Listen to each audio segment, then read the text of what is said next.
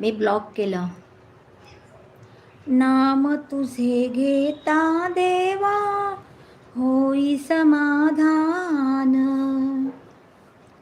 नाम तुझे घेता देवा होई समाधान. तुझ्या पदी लागो माझे तन मन ध्यान. नाम तुझे घेता देवा होई समाधान. सूत्रधार तू विश्वाचा तुझे गूढ ज्ञान.